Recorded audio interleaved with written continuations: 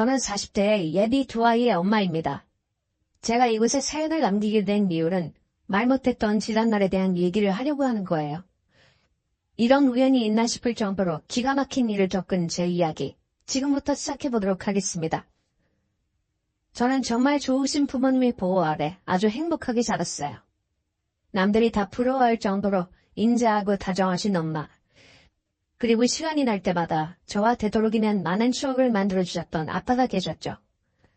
부모님의 경제적인 사정도 괜찮으신 편이었고 제가 원하면 무엇이든 지지해 주셨기 때문에 저는 그야말로 어려움 하나 없이 아주 잘 살고 있었답니다. 그런데 어느 날 저와 아주 친했던 친구가 이런 말을 하더군요. 야, 근데 너는 엄마 아빠 아무도 안 닮은 것 같아. 나는 아빠랑 너무 똑같이 생겨서 짜증나거든. 그래? 내가 엄마 아빠랑 안 닮았나? 난 몰랐네.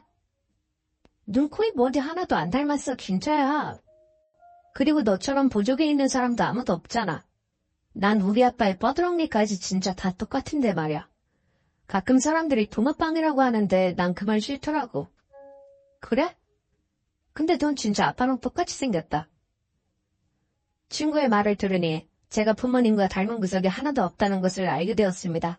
여태까지는 그런 생각을 한 번도 하지 못했는데 문득 친구의 말을 들으니 제가 부모님과 닮지 않았다는 느낌이 강하게 오더라고요.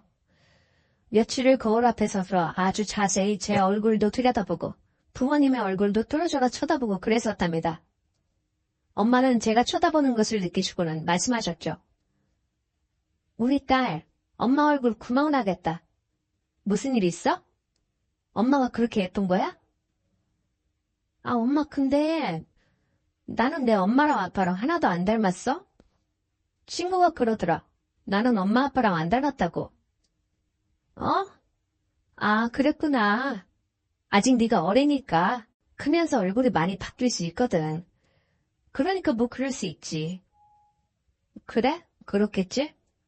내 친구는 아빠랑 붕어빵이란 말 들어서 짜증난다고 하던데 나도 좀 그 말 들어봤으면 좋겠다. 하, 그랬구나. 엄마 눈엔 엄마랑 우리 딸이랑 똑같이 생긴 것 같은데? 우리 딸 뭐 먹고 싶은 거 없어? 엄마한테 얘기해봐. 다 만들어줄게. 엄마는 저의 물음에 이렇게 대충 불러대셨어요. 뭐 그때야 초등학교 4학년 때쯤이니까 그다지 심각하게 생각하지 않고 있었는데 학교에서 혈액형에 관한 수업을 듣고 난 후에는 더더욱 제 머릿속에 불안한 생각이 들었답니다. 그날은 학교 과학 시간에 혈액형에 관련된 수업을 했었는데 친구들이 혈액형별로 성격이나 그런 얘기들을 하면서 수다를 정신없이 떨었죠. 그리고 나서 집에 간 후에 저는 엄마에게 혈액형을 물어보았습니다. 엄마랑 아빠 혈액형이 뭐야? 혈액형마다 사람 성격이 다르다고 하더라고. 어? 엄마도 아빠도 모두 O형이지? 근데 그게 왜? O형 성격이 어떻다고 나오는데? 아, O형이구나. 어쩐지 엄마 아빠 너무 성격이 좋더라. 아, 근데 엄마, 나는 AB형이라고 나왔는데 엄마 아빠가 다 O형이면 나는 나올 수 없는 혈액형 아냐? 아, 그래, 맞다. 엄마가 헷갈렸어. O형이 아닌가 봐. 잘못한 것 같아. 어? 그럼 뭔데? 아까는 O형이라며.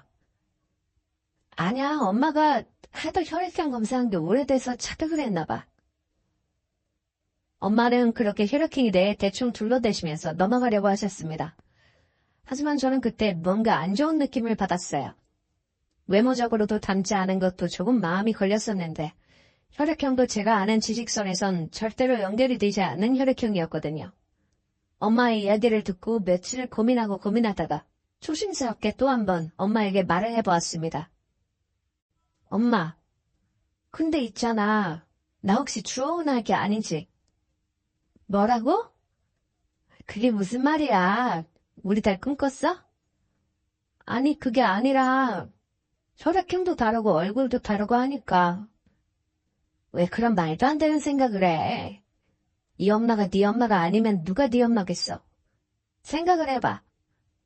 이 세상에 엄마만큼 너를 사랑해주는 사람이 어디 있다고. 괜한 생각하지 말어. 응? 혈액형은 엄마가 잘못 알았다고 했잖아. 나중에 검사 다시 해보고 정확하게 알려줄게. 알았지? 엄마. 맞아. 엄마가 세상에서 나를 제일 사랑해주지. 알고 있어. 엄마 아빠가 제일 좋은 분이라는 거. 알았어. 그런 생각 안 할게. 엄마의 말을 듣고 저는 또 한 번 안심을 했어요. 설마 하는 마음은 있었지만 금세 다른 일로 잊혀지게 되었거든요. 시간은 지나 그렇게 초등학교를 졸업하고 중학교, 고등학교까지 졸업하게 되었죠. 저는 부모님의 전폭적인 지원이 있었기에 공부도 열심히 했고 부족한 부분은 학원이나 과외를 다니면서 보충하면서 중상위권의 성적을 잘 유지했습니다. 어린 시절 나이팅게일에 관한 책을 감명 깊게 읽고 간호사가 되고 봉사도 다니고 싶다는 꿈을 갖게 되었고 저는 간호학과에 진학을 하게 되었어요. 수업이 좀 어렵기도 했고 실습도 나가야 해서 힘든 면도 있었지만 그래도 하나하나 알아가면 알아갈수록 참 매력있는 분야라는 것을 느낄 수 있었습니다. 얼른 정식 간호사가 되어 유니폼 입고 멋지게 일도 하고 싶었고 어려운 사람들을 위한 간호봉사도 하고 싶었어요.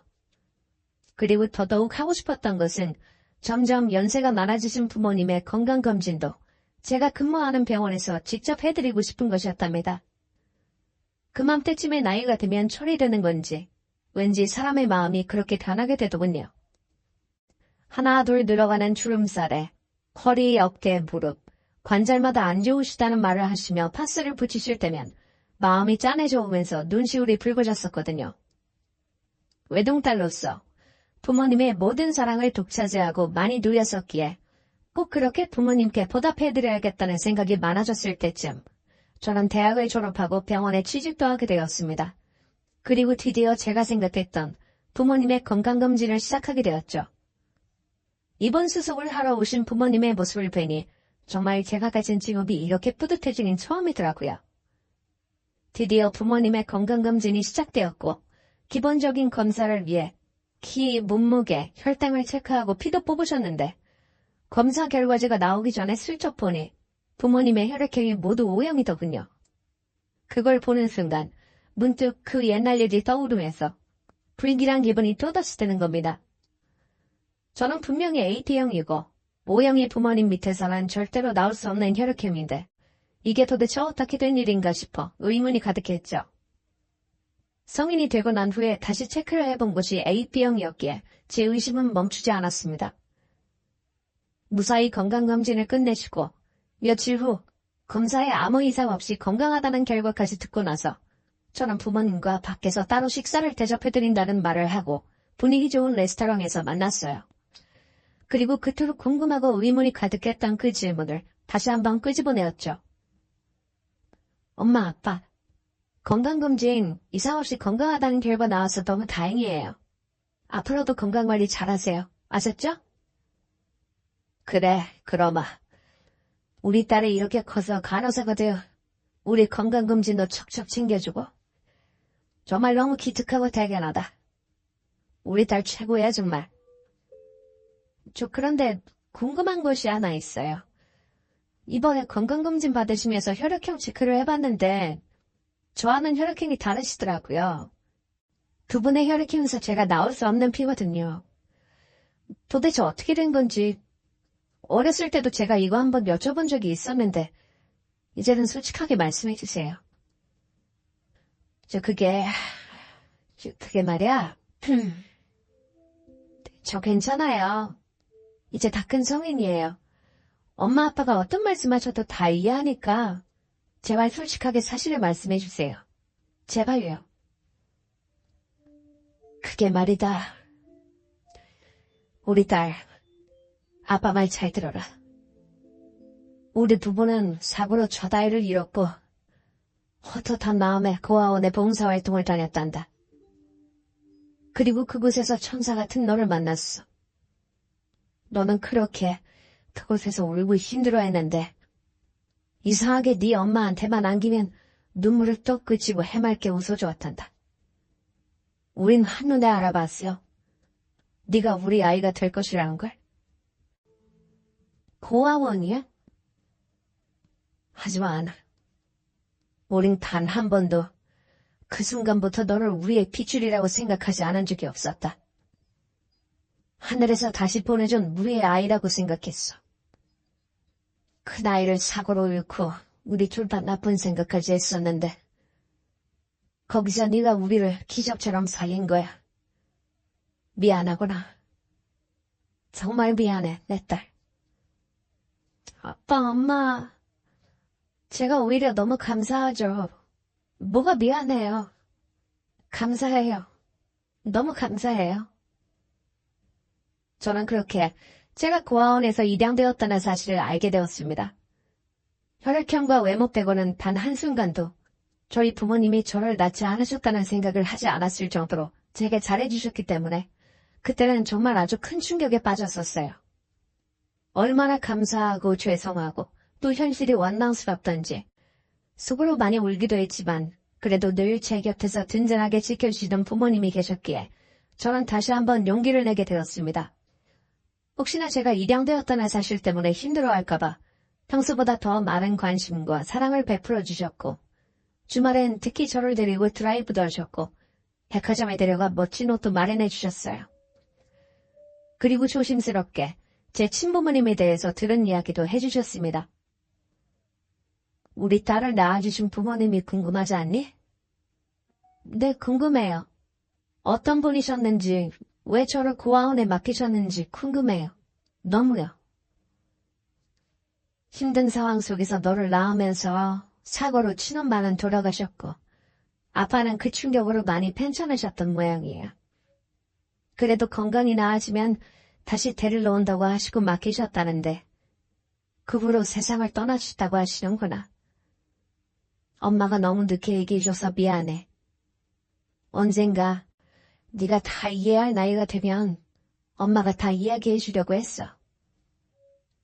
그랬군요. 두 분 다 그럼 돌아가신 거네요. 뭐라고 말을 해야 할지 모르겠어요. 너무.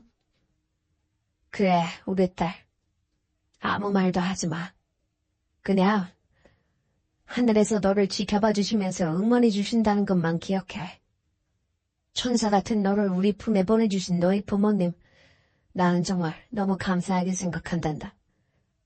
이렇게 곱게 착하게 크고 있는 것을 아마 다 지켜보고 계실 거야.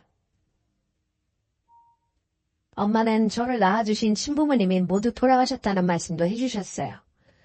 그때는 너무 경황도 없고 갑작스러운지라 눈물도 나지 않고 그랬는데 조금씩 시간이 지나면서 현실에 대한 인지를 하니 마음이 걷잡을 수 없이 힘들어지더라고요. 저와 피를 나눈 사람은 이 세상에 그 누구도 없다는 사실이 많이 슬프게 했습니다. 그때 제 나이가 24살쯤 되었던 것 같은데 아마 그때까지 살면서 가장 힘든 순간이었던 것 같아요. 그런 큰 고난을 부모님과 함께 견뎌냈고 저희는 더욱더 가까워지게 되었어요.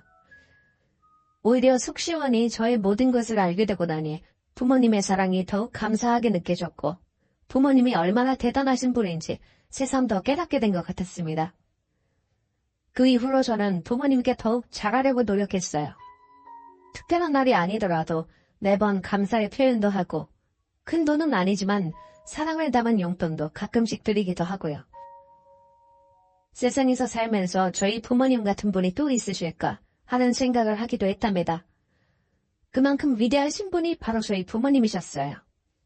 제가 커가면서 단 한순간도 큰 소리로 화를 내신 적도 없으셨고 그저 좋은 말로 잘 타이르시면서 저를 올바른 길로 인도해 주신 분이십니다. 저라면 그렇게는 하지 못했을 텐데 말이죠. 정말 대단하신 분이세요. 그렇게 저란 든든한 부모님의 울터리 안에서 성인이 된 후에도 행복하게 생활했습니다. 간호사란 직업도 너무나 좋았고 수술을 자주 하는 큰 병원이었기에 근무가 쉽지는 않았지만 생명에 대한 존경심과 경이로움도 느끼면서 제 일을 즐겼던 것 같아요. 너무 바쁘게 지내다 보니 친한 친구들처럼 마땅히 남자친구를 사귀어보지 못한 것은 좀 후회가 되기도 했지만 그래도 저는 제 일을 사랑했습니다. 그러다가 우연히 친구를 통해 한 남자를 알게 되어요. 다른 대학에 다녔던 고등학교 친구였는데 저와 비슷한 마인드를 가진 봉사정신이 투철한 남자가 있다며 꼭 저를 소개시켜주고 싶다고 하더군요. 큰 키에 서글서글한 눈매를 가진 그 남자란 딱 보기에도 그저 착하다란 인상을 풍기는 사람이었어요. 나이는 저보다 3살 위였는데 직장에 다니면서 정기적으로 한 달에 한 번씩 봉사활동을 하고 있는 저보다 더 나은 사람이었답니다. 저는 말로만 봉사하고 싶다 노래를 했을 뿐 제대로 실천은 하지 못하고 있었는데요.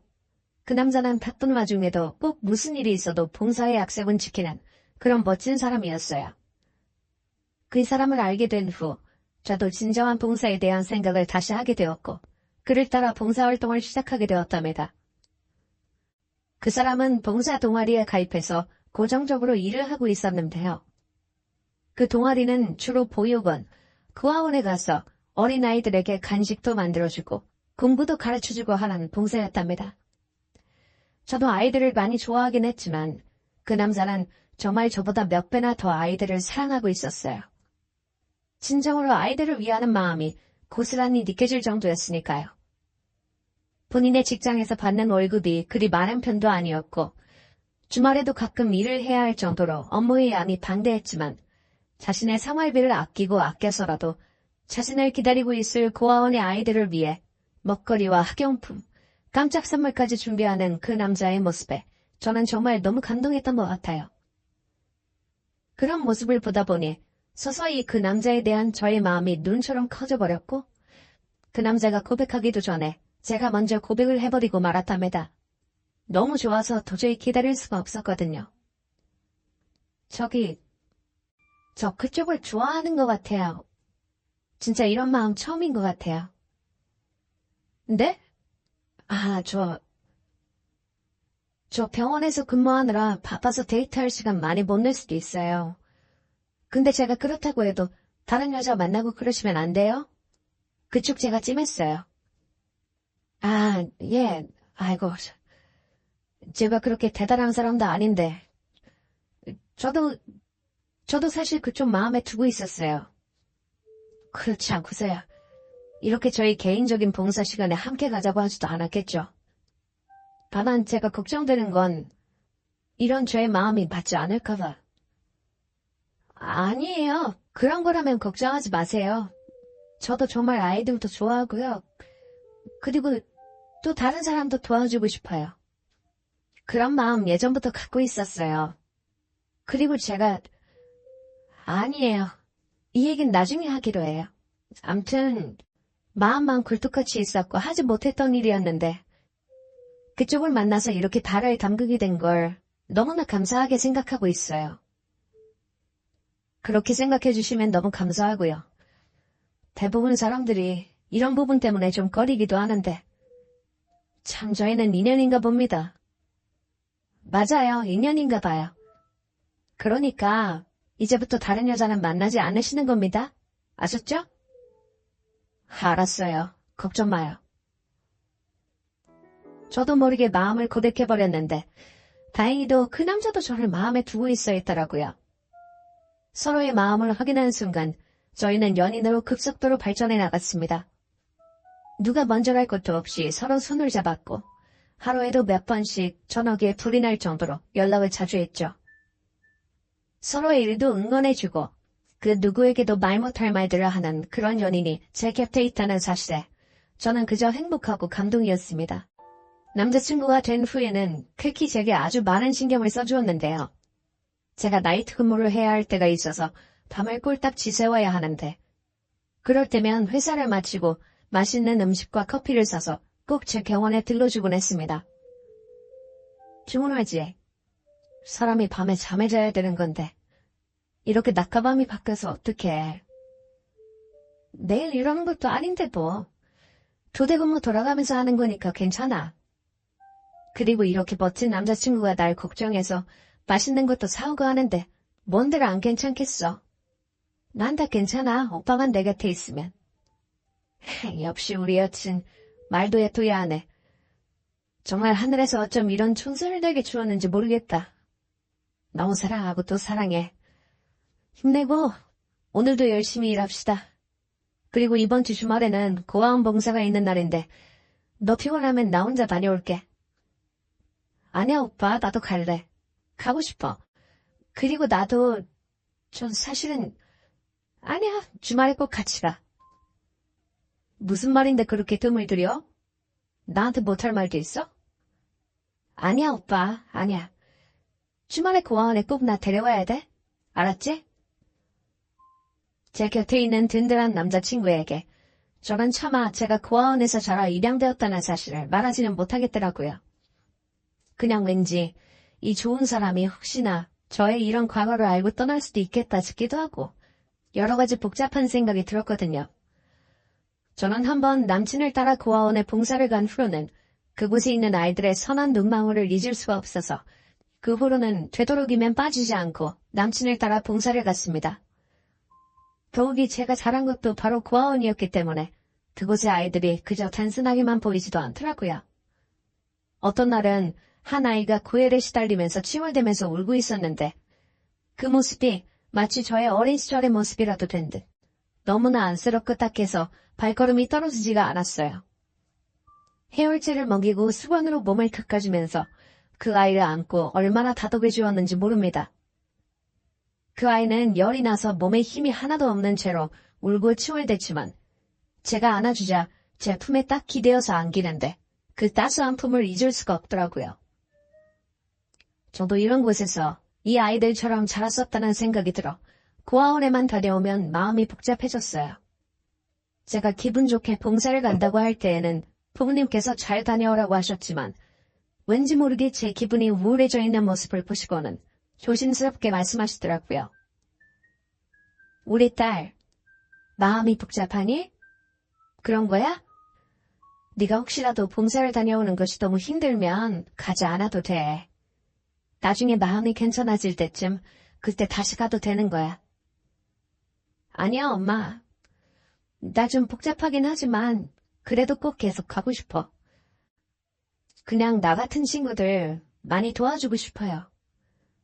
이게 내가 엄마 아빠한테 보답하는 길인 것 같기도 하고 내가 받은 사랑에 대한 것을 베푸는 길인 것 같기도 하고 나중에는 점차 익숙해지겠죠. 괜찮아요, 엄마. 그래, 네가 그렇다면 다행이다. 남자친구는 봉사도 하고 참 요즘 남자애들답지 않네. 엄마 언제 한번 소개 안 시켜줄래? 엄마 너무 궁금해. 우리 딸이 이렇게 좋아하는 남자친구는 처음이잖아. 남자친구는 정말 나보다 훨씬 어른스럽고 따스하고 본받을 만한 사람이에요. 조만간 제가 정식으로 인사시켜드릴게요.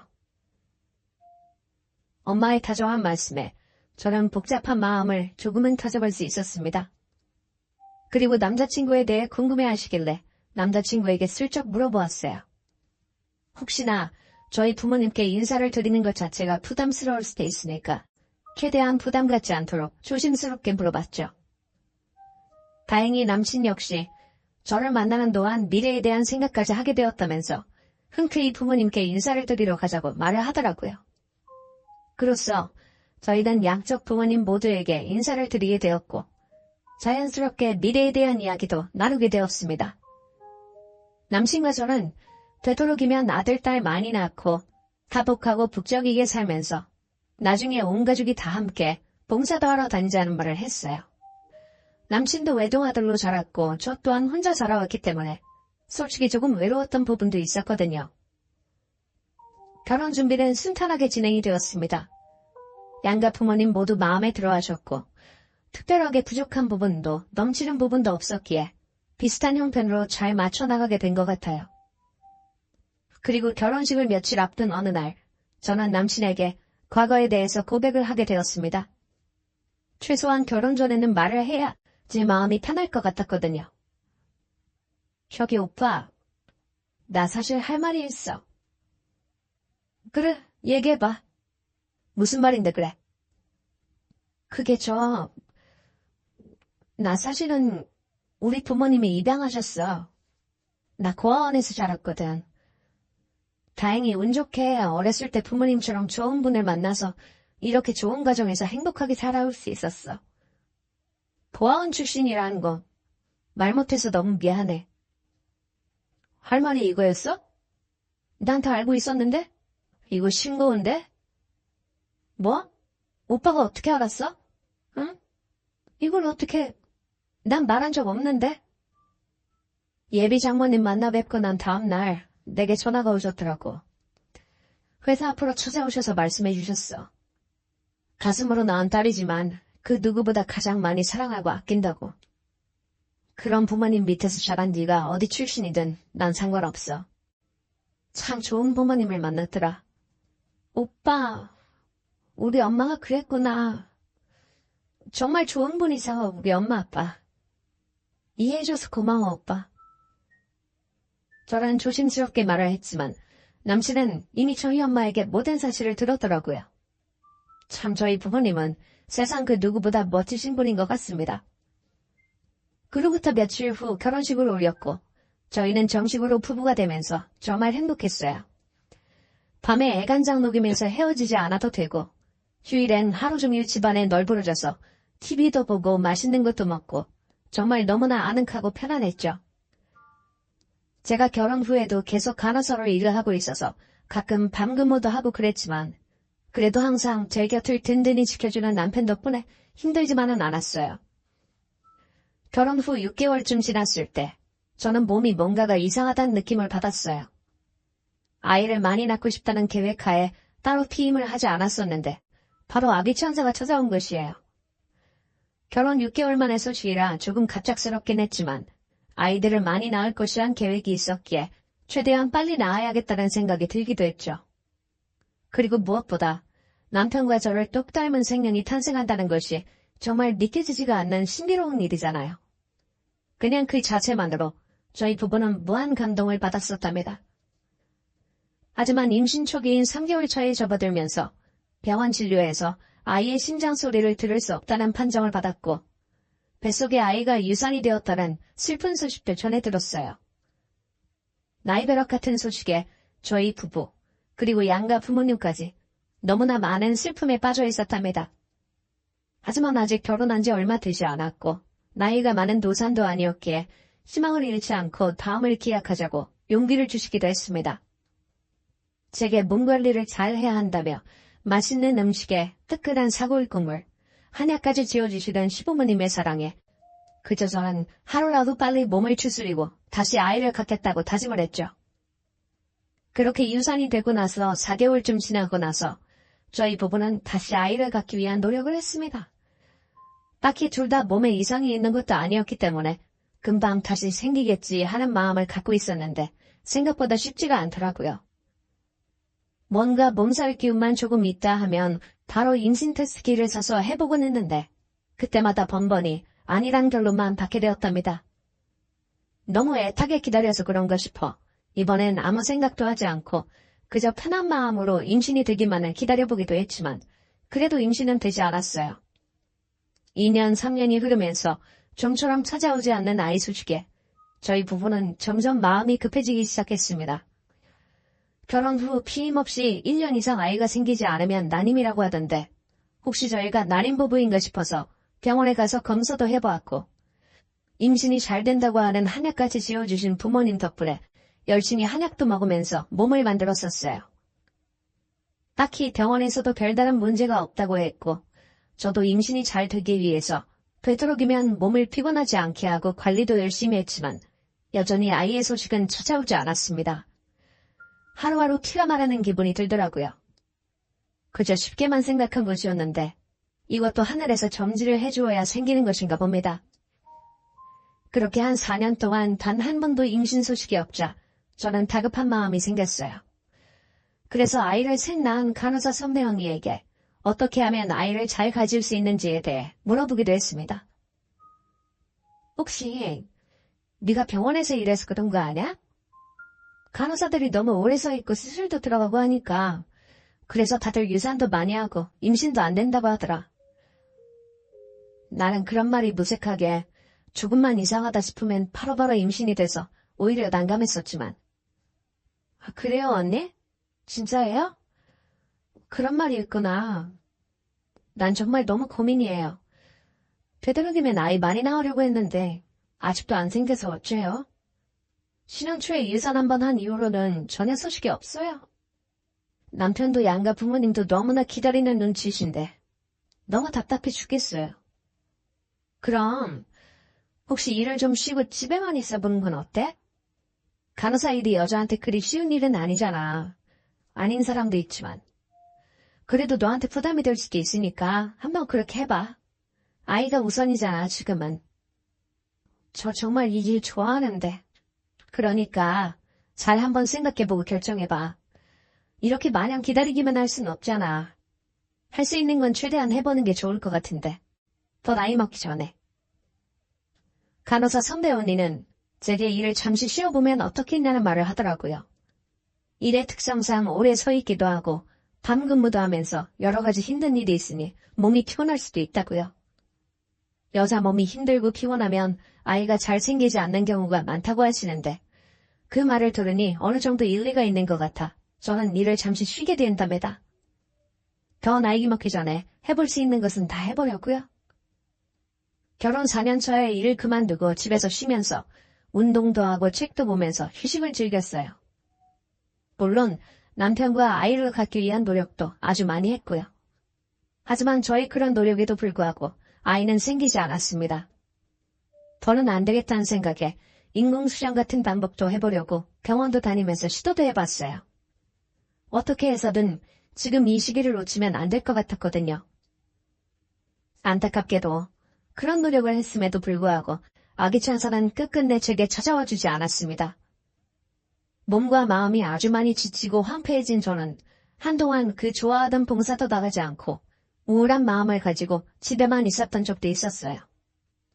아무리 뭘 해도 전혀 기분이 나아지지 않았었는데 임신 준비 때문에 약은 복용하지 못했지만 정말 그렇게 계속 지내다가는 큰일 날 것 같다는 생각까지도 들더라고요.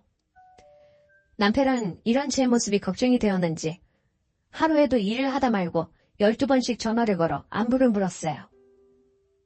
여보 뭐해? 어디야? 밥은 먹었고? 먹었지. 집이야. 내가 갈 데가 어디 있다고. 왜 갈 데가 없어? 자기같이 유능하고 인기 많은 사람이. 모처럼 장모님하고 쇼핑도 좀 하고 분위기 좋은 카페도 가고 그래봐. 오늘 날씨 너무 좋던데 밖에 나가서 햇살도 좀 쐬고, 응? 그래, 좀 이따 생각해보고. 여보, 명심해. 난 이 세상에서 당신이 가장 소중해. 알았지?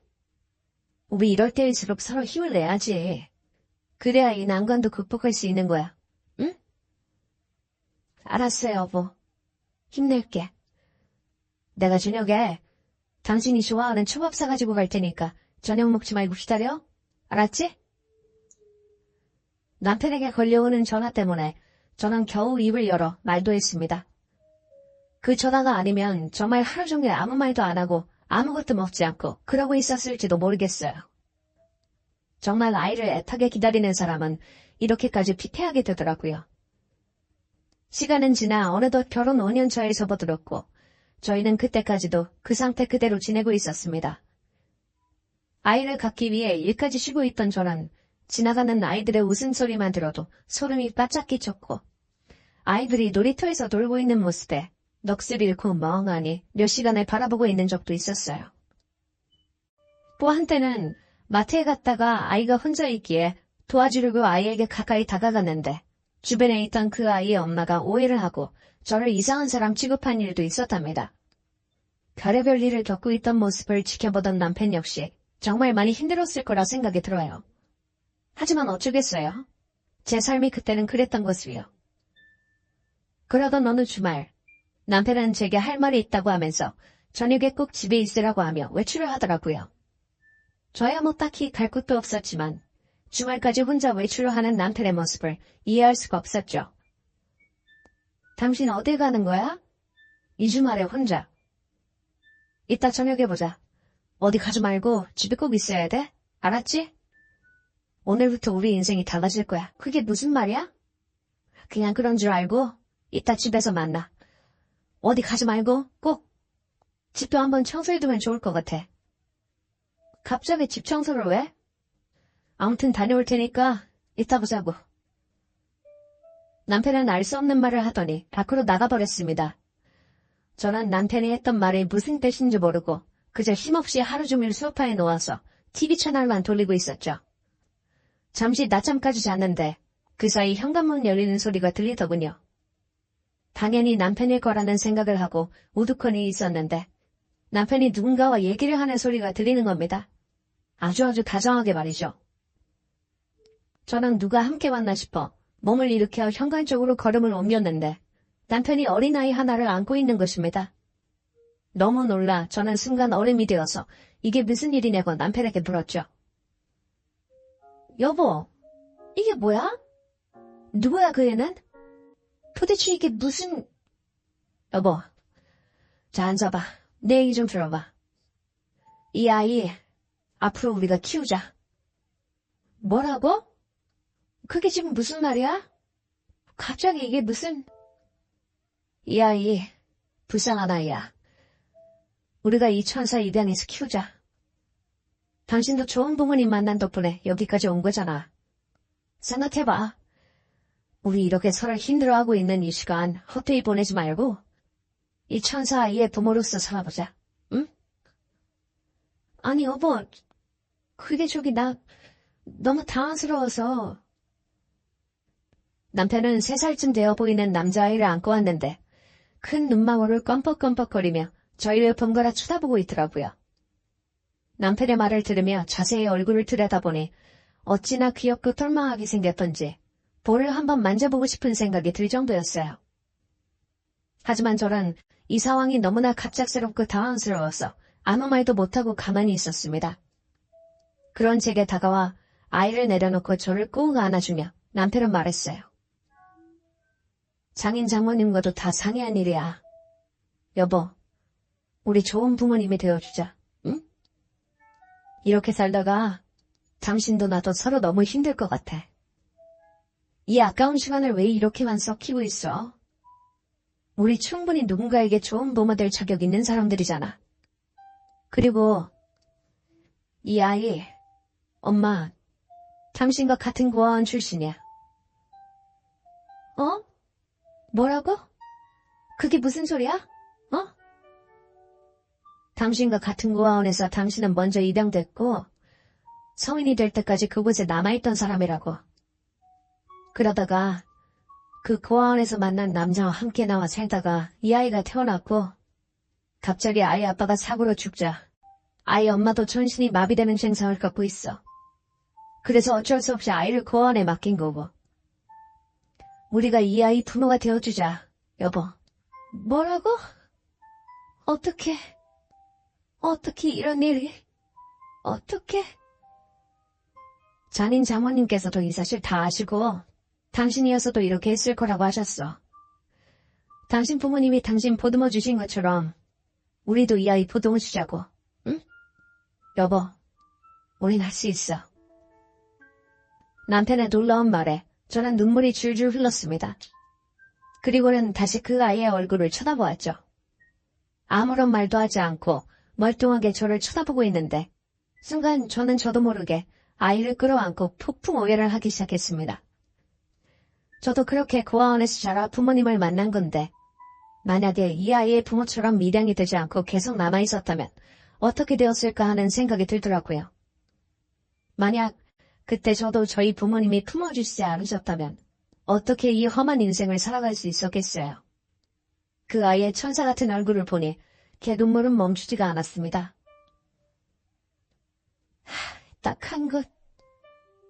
아이고, 어쩌다가 너 같은 천사를.